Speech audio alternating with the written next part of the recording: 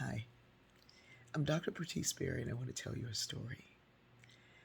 I saw a friend, and she had on really beautiful dress. I'd never seen the dress before on her, and she was busy as she always is and moving. I was like, "Oh my goodness, I love your dress, and you got a haircut. I love it." And she said, I've been thinking about this. You always have something good to say."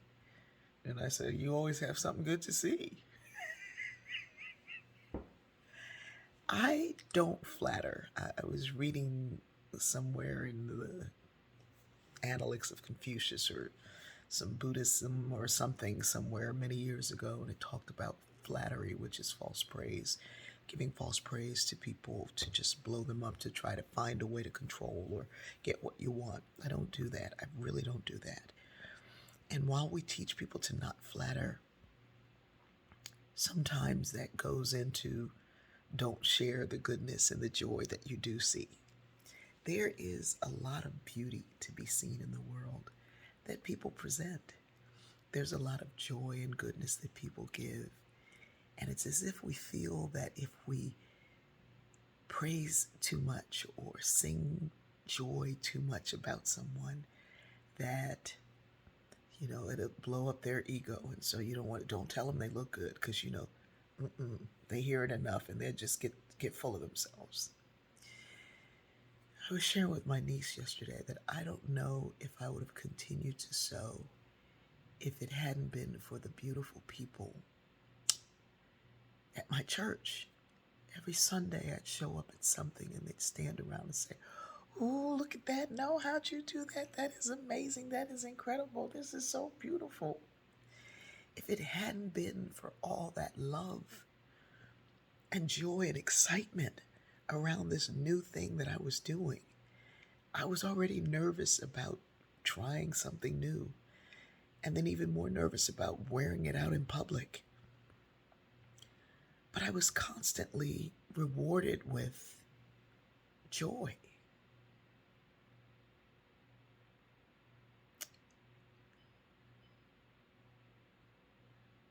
Joy is one of those renewable resources. And I think we withhold it too much. We don't want to praise our children too much because they'll get full of themselves. But we don't have a problem with correcting them too much. I think it's time that we stop saving up the compliments that we had for someone. Stop saving up the love that we want to share. Stop saving up the kind words. If all of these deaths and all of this illnesses and all of this sadness and despair is not teaching us anything, we're going to have to keep going through this. There's enough pain in the world right now that we should use every modicum of joy that we have to let someone know that they matter, that they're beautiful, that they're loved. I love you. And I started getting up every morning for 5 friends who felt some despair. And those 5 became more than anybody can count.